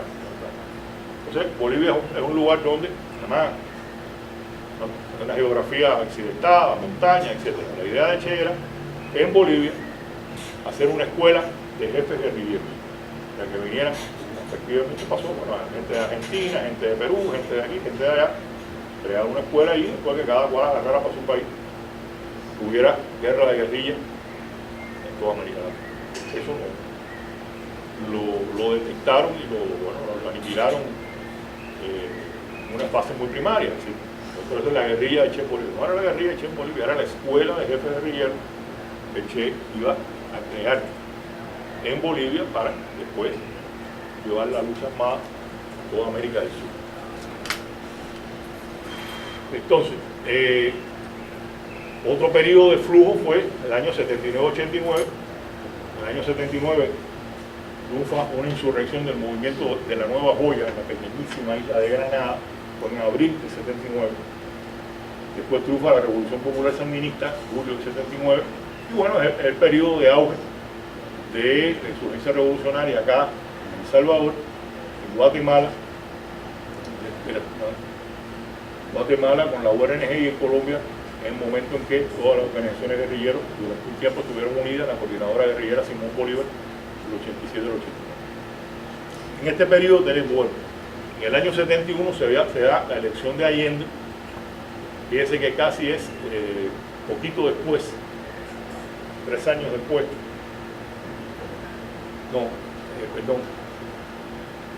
Allende fue en la elección, fue en el 70, ahí está mal, en el 70. A Che lo asesinan en el 67, pero en el 70, 3 años después, se da la elección de Allende, el aniquilamiento de la guerrilla Che, y eso se interpreta como una validación de la lucha electoral en oposición a la lucha armada. Pero en el 73 los golpes de Estado en Uruguay y Chile demuestran que podría haber reveses en la lucha armada, pero que una reforma progresista por la vía electoral en aquel momento en América Latina era imposible. Entonces tenemos después otro periodo, que es el periodo 85-89. 85, Gorbachev asume como secretario general del PECOS. Del 89 se inicia el derrumbe del campo socialista, o sea, con la caída del muro de Berlín. 11 de noviembre de 1989 comienza el derrumbe del bloque socialista europeo, termina el 25 de diciembre de 1991 con el derrumbe de la propia Unión Soviética. Y eso ocurre en un momento en que la lucha armada estaba en fase de flujo en El Salvador y Colombia. En ese momento se produce el derrumbe de la URSS, que podríamos mencionarlo como un catalizador del cambio. Entonces, revoluciones interrumpidas. En 1983 se interrumpe la Revolución Granadina, y ahí el movimiento de la Nueva Joya tiene un núcleo muy sectario. Un primer ministro, Maurice Pichot, hombre de mentalidad más abierta, y un viceprimer ministro, Bernard Kort, que era el jefe de la facción sectaria del partido. Entonces, Bernard Kort asesina a Pichot, mata. Eso provoca un sismo en el aire. Los Estados Unidos, Chavarría en la presidencia, se aprovechan de ese acontecimiento e invaden la isla de Granada, cuya revolución ya había muerto. Entonces, bueno, podemos decir entonces como la revolución granadina se suicidó.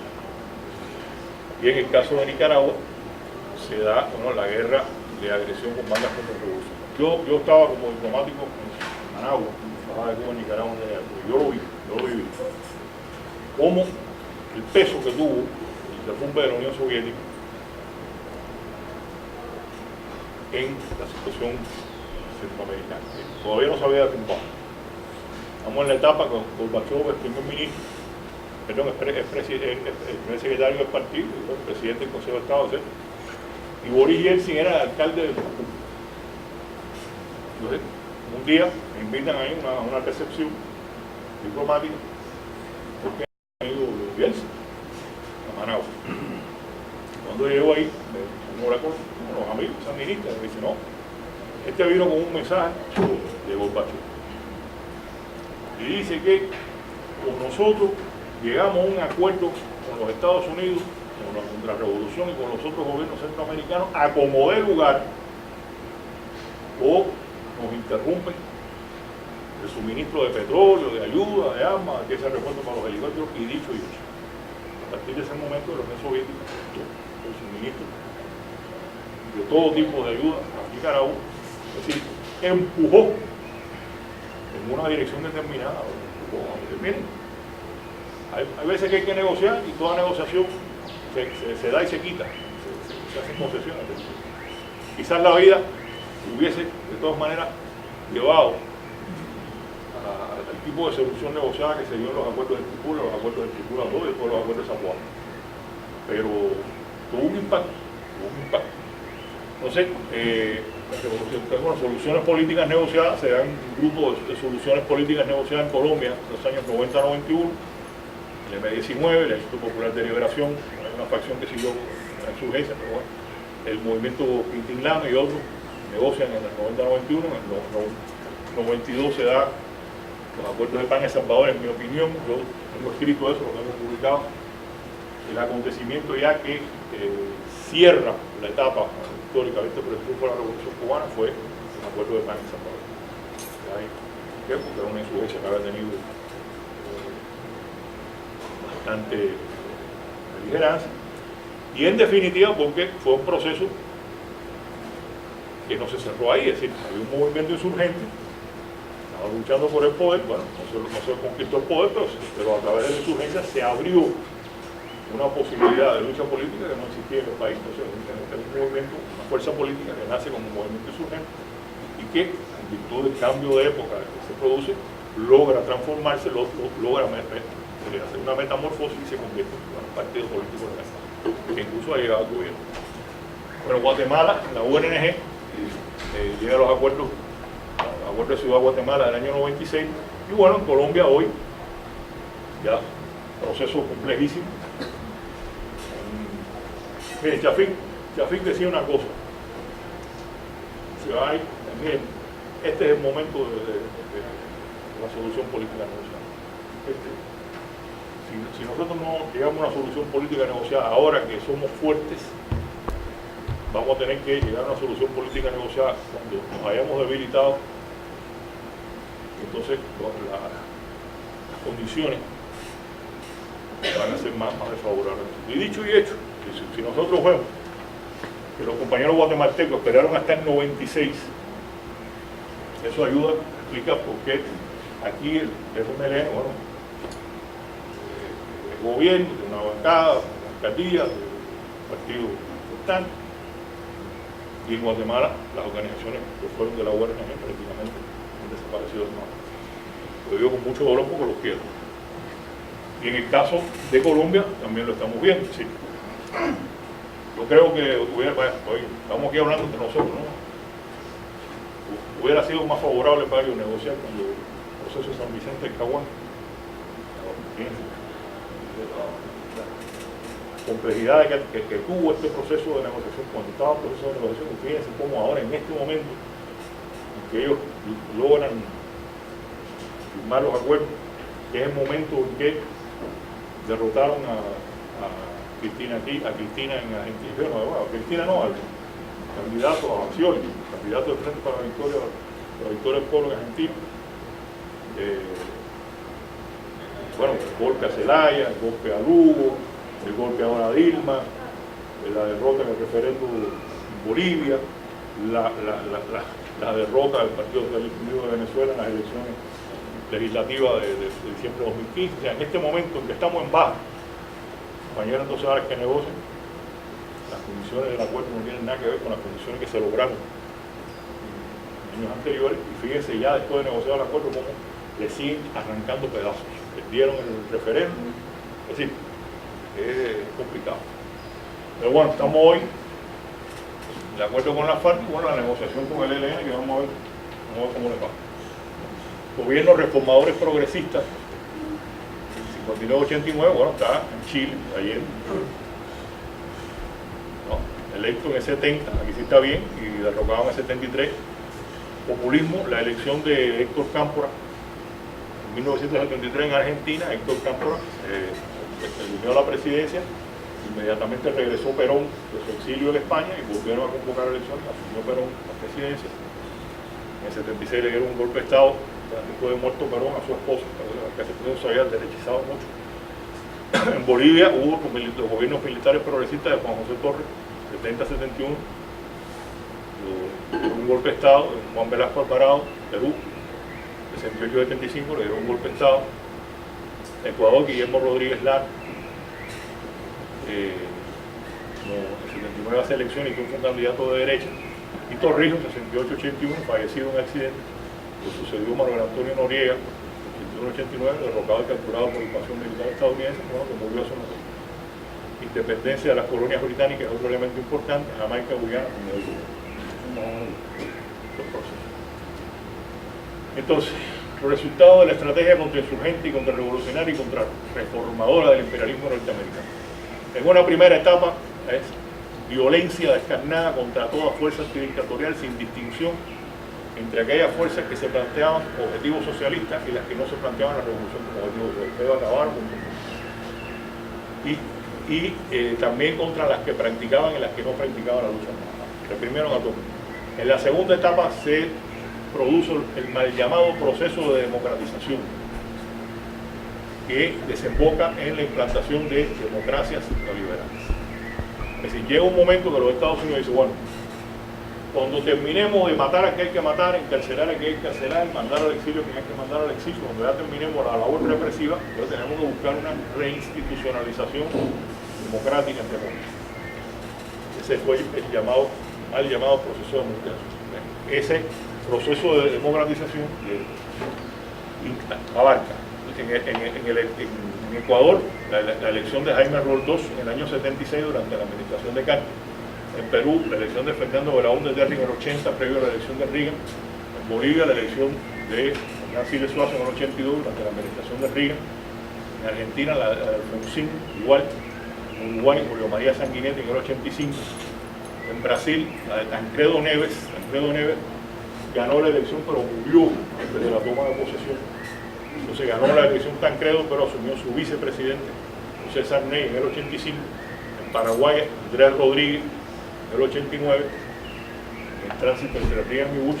Y en Chile, la elección de Patricio Aylwin en el 89 durante la administración Bush. El balance general que podemos hacer de esta etapa es que ningún proceso de transformación social posterior a la Revolución Cubana, ni reformador, ni revolucionario, sobrevivió a la estrategia contrainsurgente, contrarrevolucionaria y contrarreformadora del imperialismo norteamericano. Se cerraron las condiciones, que nunca hubo condiciones para una transformación pacífica, y se cerraron las condiciones que Che vio. Cerraron. Entonces, balance de la concepción de lucha revolucionaria de Che. Elementos negativos.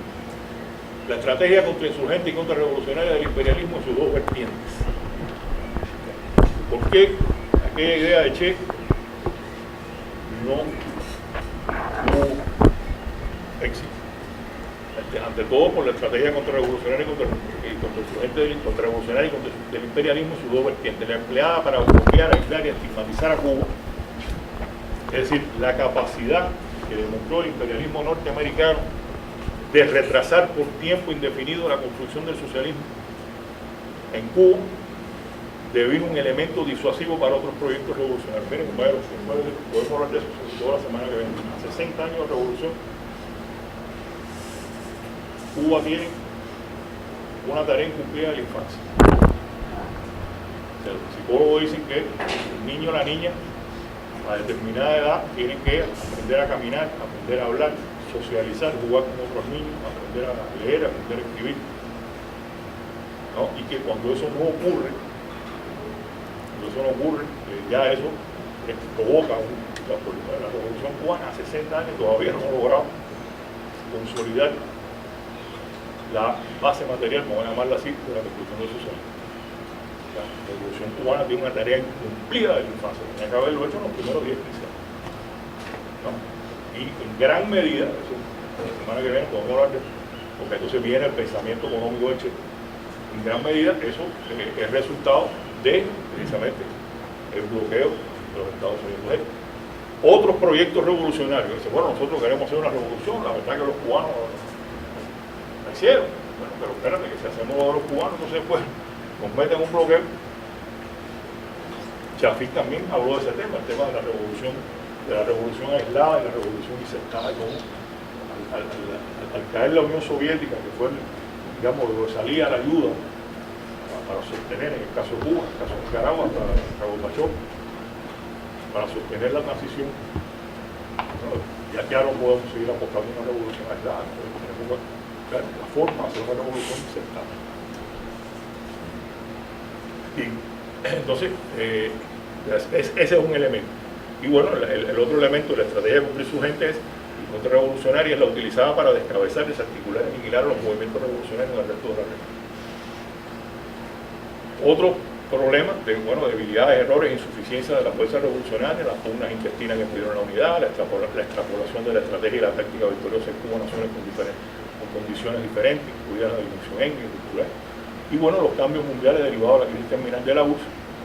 Ya hice cuento, mi anécdota, ¿no?, de mi vivencia personal de cómo Gorbachev presionó a la revolución sandinista para que llegara a un acuerdo con cualquier cosa con la contrarrevolución. Y bueno, ese derrumbe de la Unión Soviética tuvo en definitiva un impacto en toda la región.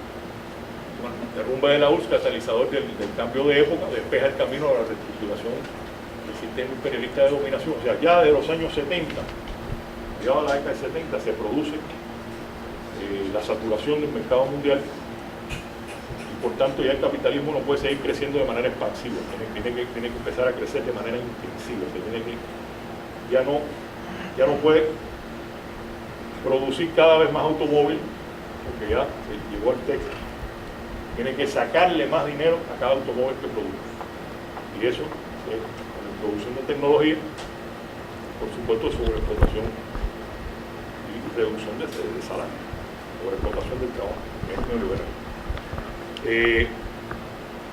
En los años 80, cuando Reagan gobierna Estados Unidos y Thatcher, viene la gran avalancha universal neoliberal. O sea, ha habido un cambio en el proceso de acumulación capitalista, que le estoy diciendo, eso necesita un cambio de política. Entonces viene la implantación del neoliberalismo y su diseminación por todo el mundo. Y cuando se produce el derrumbe del campo socialista, 89, 90, 91, ya aquello que ya venía, que todavía había algo que más o menos lo frenaba, era la existencia del campo socialista, bueno, ya se derrumba. Por tanto, ya es sin freno, ya es una avalancha del neoliberalismo sin freno. Ahora está, bueno, Gorbachev, con su nueva mentalidad, facilita el completamiento y institucionalización del nuevo sistema de dominación imperialista. En América Latina presiona al FSLN para que busque la solución negociada, ya lo dijimos. Y ya también mencionamos eso, la idea de Chafik, bueno, se cierra la etapa de la revolución allá. No se puede, no basta con llegar al poder, como hizo Cuba, como hizo Nicaragua. No basta con llegar al poder, porque después de que llegas al poder, entonces viene la contrarrevolución y viene el aislamiento y viene el bloqueo. Por tanto, tenemos que encontrar una forma para hacer la transformación social revolucionaria sin darle el pretexto, digamos, al imperialismo norteamericano para que te aísle, para que te cierre, para que te bloquee. Crea condiciones para la reestructuración y revitalización del sistema interamericano en 1989, o sea, precisamente en ese momento, esto ya es otro tema, además que lo puedo mencionar, se da una reforma del sistema de dominación continental del imperialismo norteamericano que tiene tres pilares. El pilar político es de implantación de estados neoliberales en toda la región y de mecanismos supranacionales. Fíjense lo que está pasando con Venezuela, la OEA, Kosovo permanente, la Carta Democrática, es decir, implantación de estados neoliberales y un mecanismo de verificación y sanción para las infracciones, o sea, un mecanismo económico que en aquel momento se consideró que iba a ser el área de libre comercio de las Américas, después bueno, derivó en los tratados bilaterales regionales de libre comercio que hoy Trump cuestiona, y un pilar militar. Originalmente se pensó en hacer una fuerza militar interamericana como los cascos azules de la ONU, pero finalmente eso no se aprobó y lo que han hecho es ampliar su presencia militar con base, la activación de la cuarta flota, etc. Y un efecto dual en el pensamiento revolucionario. A corto y mediano plazo afectó, que destruyó el paradigma de la Revolución de Octubre, aceptó un golpe a los conceptos de revolución y socialismo, pero a largo plazo facilita, yo diría, el desarrollo novedoso de la teoría de la revolución social de fundamento marxista-leninista. Nosotros ese es el término que estamos usando en Cuba, por lo menos. Ya no hablamos de marxismo-leninismo como tal, hablamos de teoría de la revolución social de fundamento marxista-leninista. O sea, esa teoría, las bases, las sentaron Marx, Engels y Lenin, pero cuando estamos hablando de fundamento marxista-leninista estamos abriendo a que muchos pensadores y pensadoras posteriores, o incluso contemporáneos, con Marx, Engels, con Lenin, también hicieron aportes. Por tanto, es una teoría de la revolución social de fundamento marxista-leninista, pero que incorpora la riqueza y la diversidad de muchos otros pensadores, políticos, etc. Pensadores y pensadoras a través de los años. Final de la etapa de lucha abierta por la revolución cubana. Bueno, ya lo dijimos, el 11 de noviembre, el muro de Berlín, se inicia la restauración capitalista en Europa Oriental. 25 de diciembre de 1991 se derrumba la Unión Soviética, el inicio del llamado mundo unipolar. En América Latina, en diciembre del 89 se produce la invasión de los Estados Unidos a Panamá. En febrero del 90 la derrota electoral, entre comillas, de la revolución sandinista, porque todos sabemos que no fue que perdieron una elección, sino que hubo una guerra contrarrevolucionaria durante toda la etapa que los sandinistas tuvieron el poder, que los obligó a ir a una elección en condiciones muy difíciles. 90-91 se desmovilizan importantes movimientos guerrilleros Colombia, enero del 92, se empezó a negociar el conflicto armado en El Salvador, 96, bueno, ya esto ya se y actualmente estamos en el proceso de evaluación. Balance de la concepción sobre la lucha revolucionaria de Che, los elementos positivos.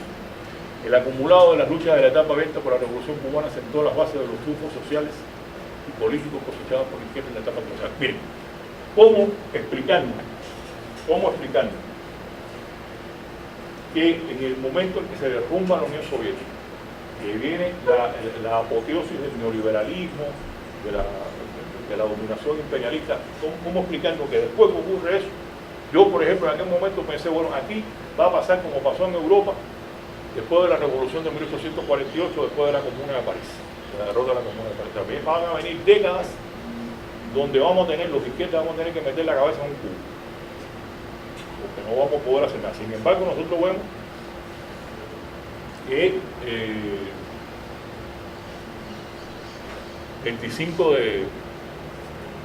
25 de diciembre de 1991, el 6 de diciembre de 1998, Chávez ganó la elección.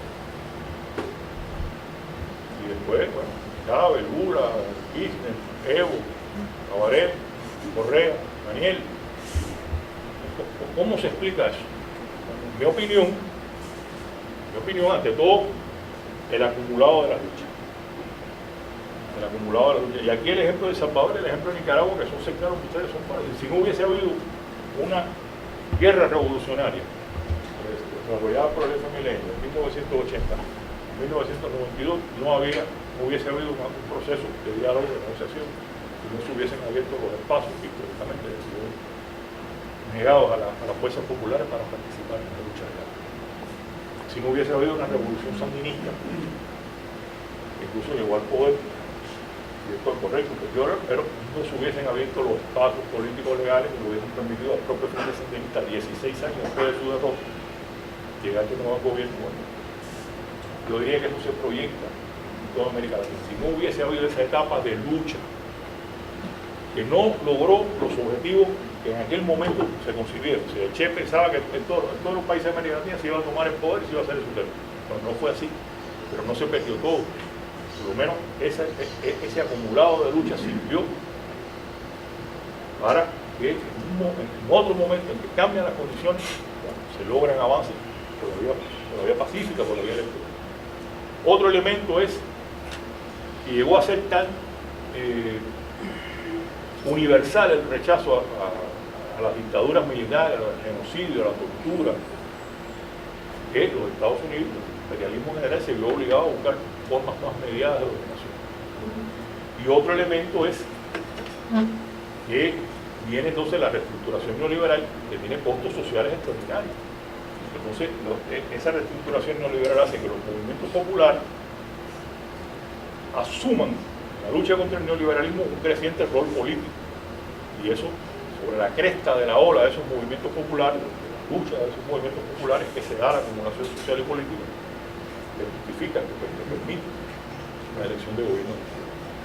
Y por otra parte, la reestructuración neoliberal también a amplios sectores sociales, que no son de izquierda, que no son progresistas, los impulsó a votar en contra de los gobiernos neoliberales, o sea, el voto de castigo. ¿Y qué está pasando hoy? Bueno, ya está pasando que, transcurrido el tiempo, la memoria es corta.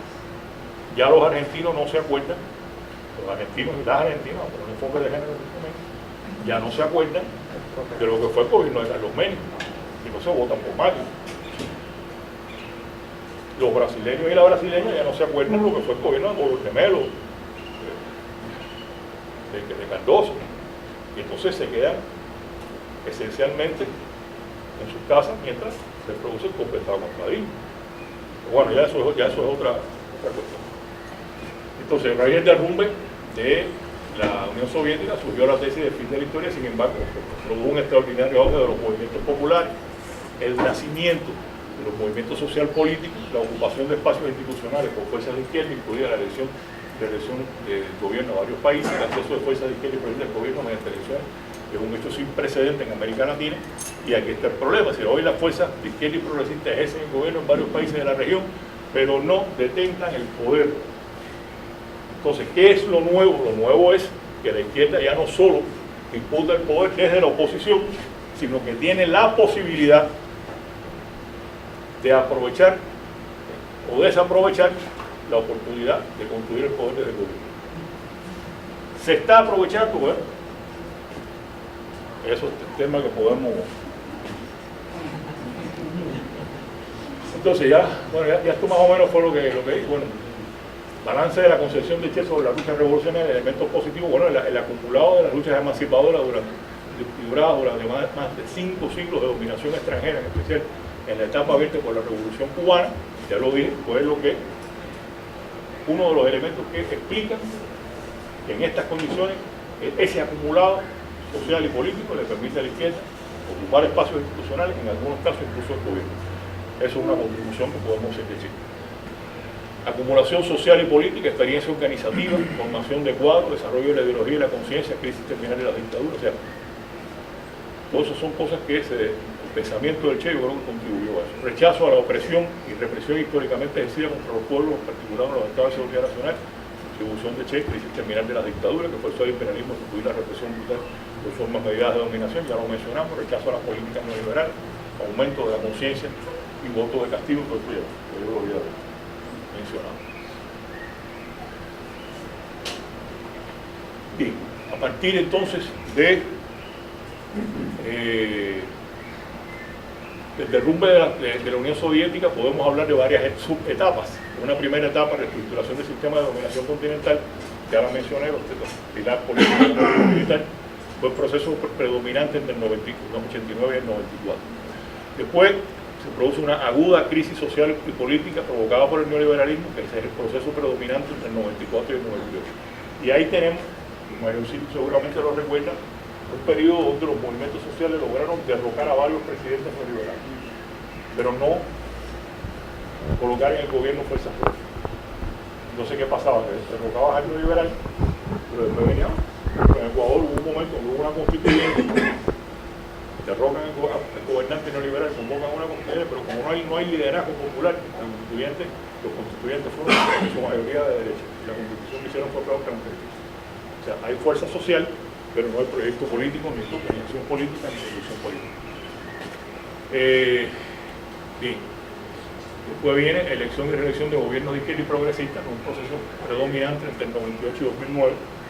Ahí en esa etapa, todos los candidatos y las candidatas presidenciales de izquierda ganaron y si fueron a reelección se reeligieron. 2009-2014, flujo y reflujo de la correlación de fuerzas izquierda y derecha. Y ahí sí empieza más o menos a liberarse la cosa, ellos contra nosotros. Y yo creo que estamos en este momento en un pico de desacumulación de la izquierda, que es el proceso predominante 2015-2016 y lo que va de 2017. El mayor tiempo de la izquierda en el gobierno sin hacer transformaciones estructurales, sufre desacumulación y abre flancos a la desestabilización. Derrotas. Bueno, derrota o desenlace negociado casi todos los procesos insurgentes que CLN pasó a competir por el gobierno de las reglas del juego de la democracia liberal.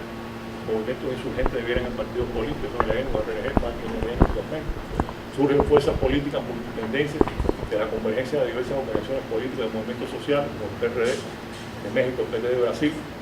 Resurgen las fuerzas políticas sobrevivientes de la dictadura, los Frente Amplio. Antagonismos que dividieron la matriz marxista y leninista de la izquierda latinoamericana pasan a segundo plano.